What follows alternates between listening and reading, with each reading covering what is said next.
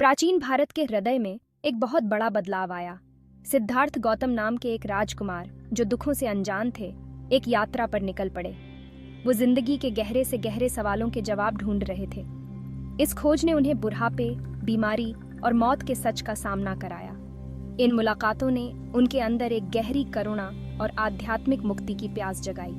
गहन ध्यान और चिंतन के माध्यम से उन्होंने ज्ञान प्राप्त किया और बुद्ध जागृत व्यक्ति के रूप में जाने गए। इस प्रकार बौद्ध धर्म की यात्रा शुरू हुई। बुद्ध की शिक्षाओं ने दुखों को कम करने और स्थायी शांति प्राप्त करने का मार्ग प्रस्तुत किया। उनका संदेश भारत और उसके पार तक गहराई से गूंजा, विभिन्न संस्कृतियों और समय के पार फैल गया।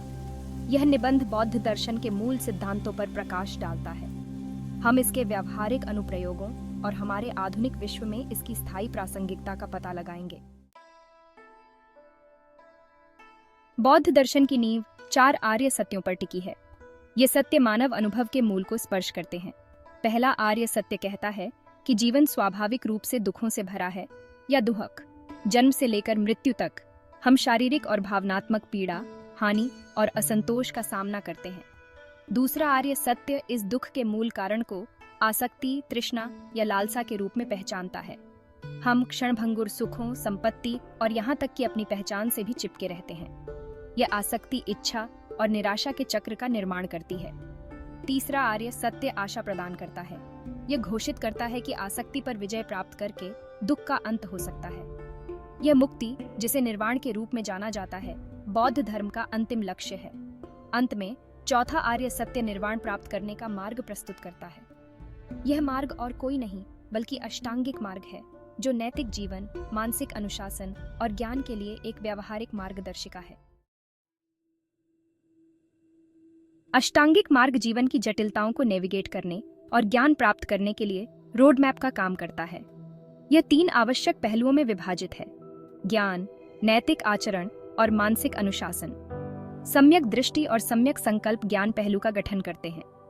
इसमें वास्तविकता की स्पष्ट धारणा विकसित करना शामिल है, जो भ्रम और अज्ञानता से मुक्त हो। यह आलोचनात्मक सोच को प्रोत्साहित करता है और दुनिया के बारे में हमारी धारणाओं पर सवाल उठाता है। नैतिक आचरण पहलू में सम्यक वाणी, सम्यक कर्म और सम्यक आजीविका शामिल है। ये सिद्धांत ईमानदारी, अहिंसा और ऐसे व्यवसायों में संलग्न होने पर जोर देते हैं जो स्वयं या दूसरों को नुकसान न पहुंचाएं। अंत में सम्यक व्यायाम, सम्यक स्मृति और सम्यक समाधि मानसिक अनुशासन पहलू का निर्माण करते हैं। वे ध्यान और क्लीन कॉन्शियस प्रथाओं के माध्यम से एक केंद्रित और अनुशासित मन विकसित करने के लिए प्रोत्साहित करते हैं।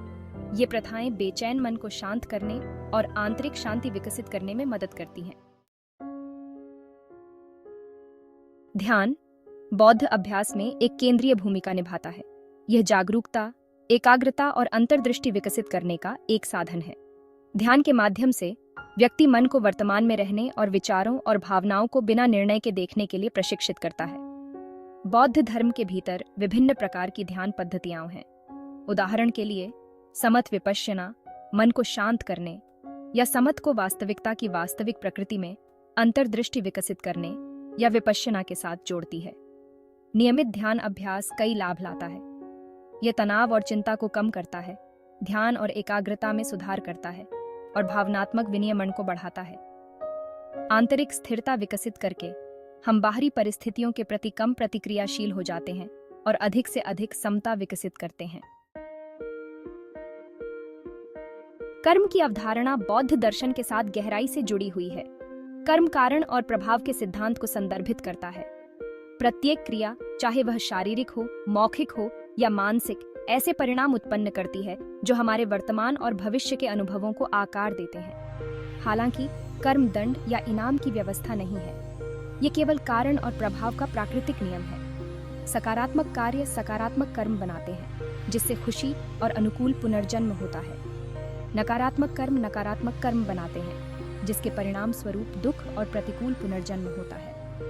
कर्म को समझना हमें जिम्मेदारी और करुणा के साथ कार्य करने के लिए प्रोत्साहित करता है।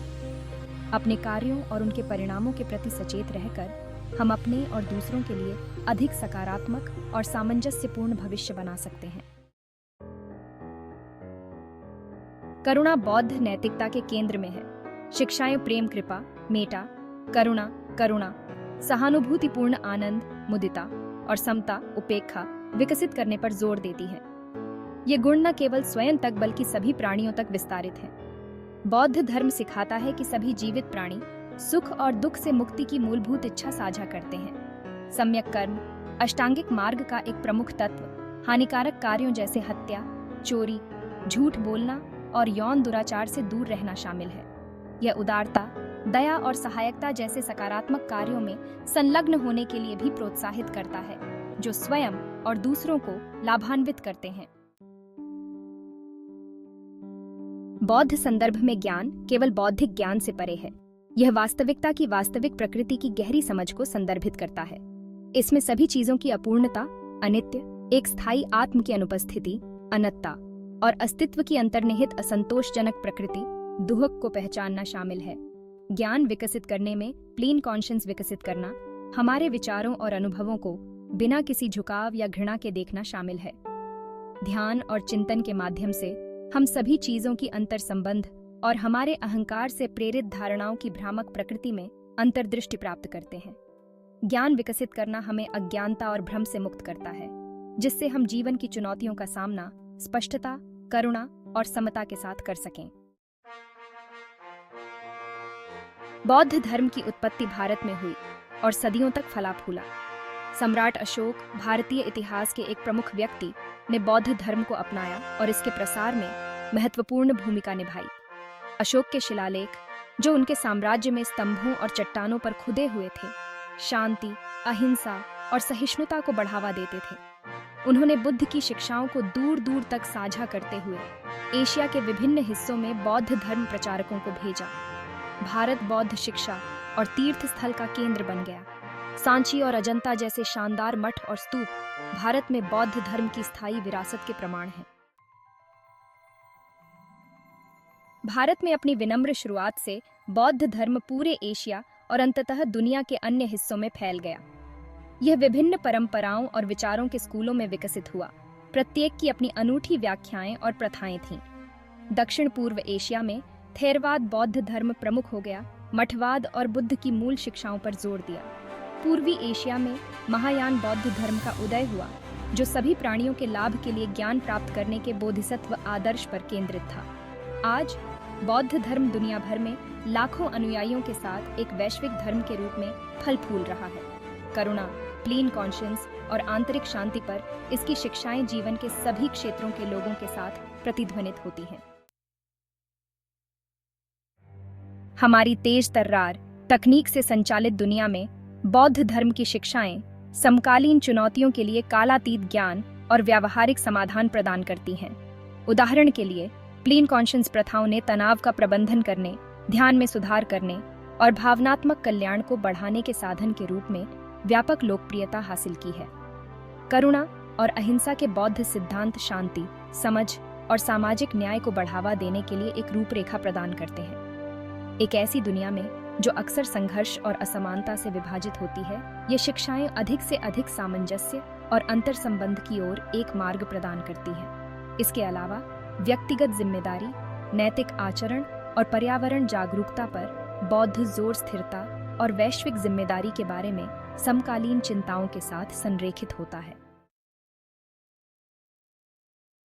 करुणा, ज्ञान और आत्म जागरूकता में निहित बौद्ध धर्म की शिक्षाएं दुनिया भर में लाखों लोगों को प्रेरित और मार्गदर्शन देती रहती हैं। 4 आर्य सत्य दुख की प्रकृति और उसके कारणों की गहन समझ प्रदान करते हैं। अष्टांगिक मार्ग जीवन की जटिलताओं को नेविगेट करने और आंतरिक शांति विकसित करने के लिए एक व्यावहारिक रोड मैप प्रदान करता है।